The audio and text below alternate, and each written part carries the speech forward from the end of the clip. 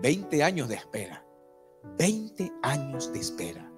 ¿Saben lo que significa 20 años? Oh, amigo, no son 2 días, no son 2 meses. Son 20 años. Y los estadistas podrían multiplicar los minutos por día y los días por meses y los meses por años. ¿Se imaginan cuántos minutos estuvo una persona esperando? 20 años de espera. La fe es la certeza de lo que se espera. La pregunta es, ¿qué significa más? ¿Esperar teniendo certeza de que puede ocurrir o esperar sin esperanza? Esperar sin nada que perder, porque ya lo perdió todo. ¿Cómo a usted le gustaría vivir en la vida? ¿Angustiado, sabiendo que no hay progreso o que no va a recibir nada? ¿O por lo menos tener la esperanza de que esa espera puede tener un resultado positivo en su vida? ¿Con cuál de las dos se queda? Bueno, yo escojo esperar sabiendo de que voy a tener la certeza de recibir. Pero hay gente que tiene que esperar, porque si hay algo que sucede en la vida es que para los que creen y los incrédulos igual tienen que esperar. Y eso es así. Igual tienen que esperar. Igual tienen que ver solamente que el que no cree en Dios, que el que no acepta a Cristo, pues está perdido y piensa que todo está acabado. Qué triste es saber que puede suceder algo y no tener la esperanza de esa espera. Y en esta tarde, querido amigo y amiga, vamos nosotros a entrar al mundo de la Biblia y vamos a ir a un libro maravilloso como el libro de Génesis, capítulo 22. Y vamos a ver un poco qué significa es la certeza de lo que se espera. Y la segunda parte de Hebreos 11:1 y la convicción de qué cosa, de lo que no se ve. Si hay alguien que le gusta ser pragmático, que le gusta ver, tocar, tener la concepción de ver las cosas, tocar y ser palpables, y es bien incrédulo este texto bíblico de Hebreos 11:1, se le hace difícil comprender. ¿Cómo yo puedo ver algo? ¿Cómo puedo creer en algo que yo no veo? ¿Cómo puedo yo creer en algo que no veo? Eso es de locos. Si en el mundo en que vivimos es lo contrario, es ver para qué cosa. Yo veo las cosas y entonces ¿qué hago? Entonces creo. Pero si yo no veo, no puedo creer. Eso nos metieron en el pasado como un chip, en una memoria que está pasiva, pero cuando tenemos que activarnos se activa. Y te dice, cuidado, no va a suceder. No va a suceder. Tienes que ver para creer. Algo fácil, entre las conversaciones de los amigos. Mira, te prometo que el próximo sábado te voy a caer en tu casa. Voy a ir, te voy a visitar y vamos a comer. Y la persona se dice, bueno, cruzaré las piernas, estaré sentado, ¿verdad? O sentada. Me pondré una película a ver. Y bueno, y ahí veremos, ¿no? Porque para ver es mejor ver para creer. Cuando te vea tocando el timbre y diciéndome estoy afuera de la casa, entonces ahí ya estoy. Ya está listo y resuelto. Eso es lo que nos hemos propuesto que se resuelva. Hemos querido cambiar la concepción divina con un manoseo humano en la fe. Y mira lo que dice la Biblia. Génesis capítulo 22, versículos 3 en adelante. Abraham se levantó muy de mañana, ensilló su asno, tomó consigo a 2 de sus siervos y a Isaac, su hijo. Después cortó leña para el holocausto. Se levantó y fue al lugar que Dios le había dicho. Versículo 4 dice, al tercer día alzó Abraham sus ojos y vio de lejos ese lugar. Entonces dijo Abraham a sus siervos, ¿cuál fue la frase que él dijo? Y quiero que todos lean conmigo. ¿Qué dijo él? Vamos a decir, número 1, esperad aquí con el asno. Número 2, yo y el muchacho iremos. Vamos a ir en ese punto. ¿Iremos hacia dónde? Hasta allá. ¿Dónde iban? ¿A dónde iban? Iban a la obediencia. iban donde Dios había decidido que vayan. No fueron a descubrir de una manera humana cómo resolver los problemas. Fueron a donde Dios dijo que vayan. Eso se llama obediencia. La fe también es obediencia. A veces queremos tener fe, pero con la pistola en la mano. Queremos que Dios resuelva las cosas, pero con la pistola en la mano, haciendo lo que yo diga. Y eso es diferente a lo que diga esperar. Ahora dice Abraham, muy bien, vamos a hacer lo siguiente. Yo y el muchacho iremos hasta allá. Número 2, ¿qué cosa dice la Biblia? Adoraremos.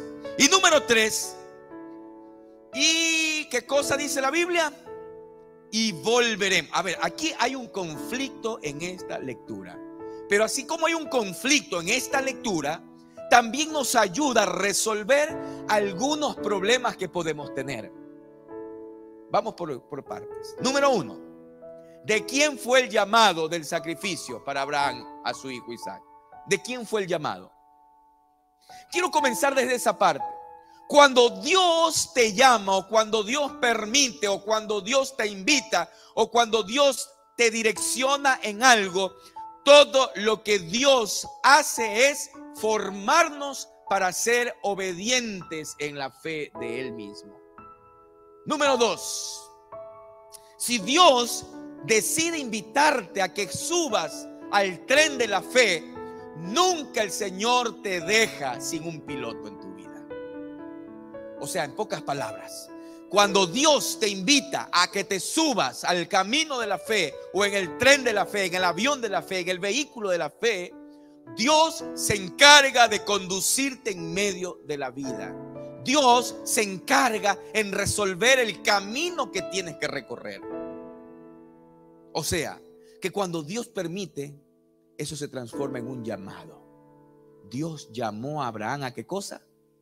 A que él obedezca, a que él haga lo que él estaba pidiendo. No estaba pidiendo lo que la forma humana quiere decir. Ahora, aquí hay algo interesante. ¿Por qué Dios hace eso con Abraham? No, es que Abraham era el padre de la fe. No, todavía no era, ¿no? Estaba recién en un proceso. Ahora, vamos a retroceder la historia. ¿Qué ocurrió con Abraham cuando Dios le dijo, tú serás, mira el cielo, ¿recuerdan?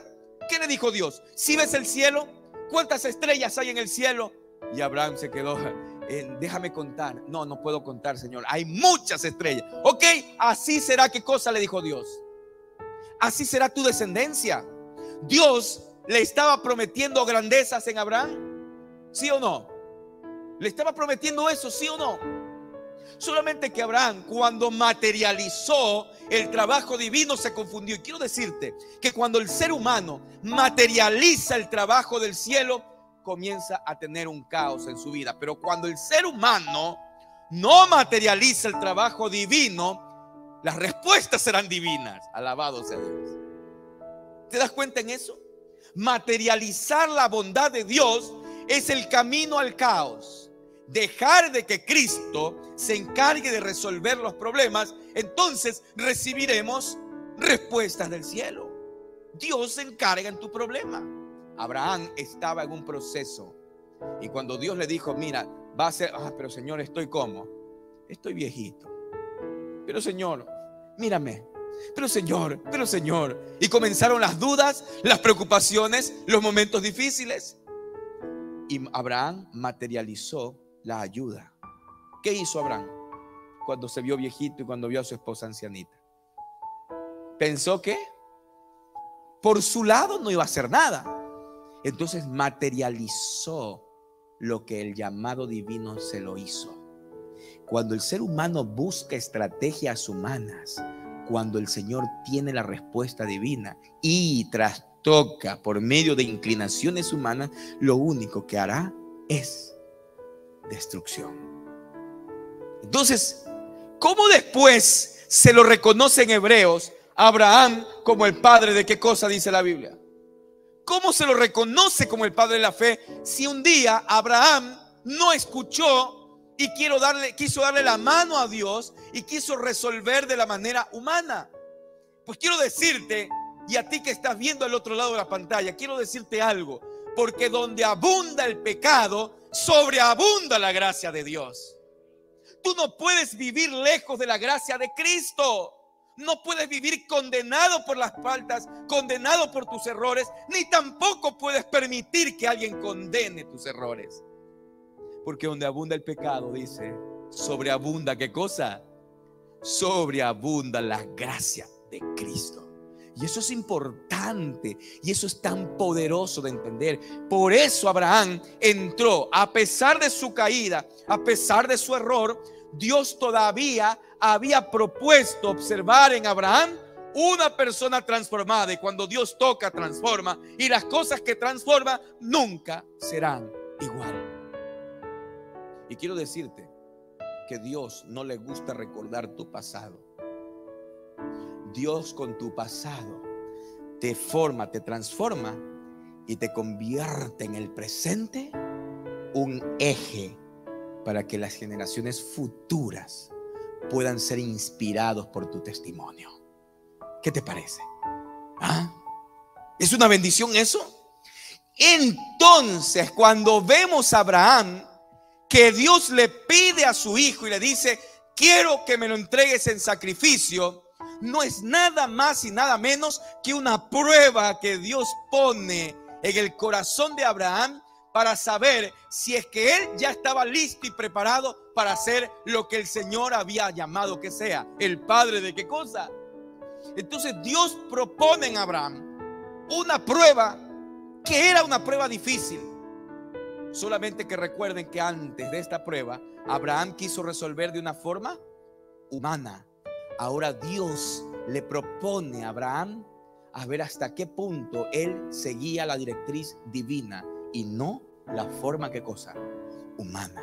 Eso se llama el camino de la fe. El camino de la fe.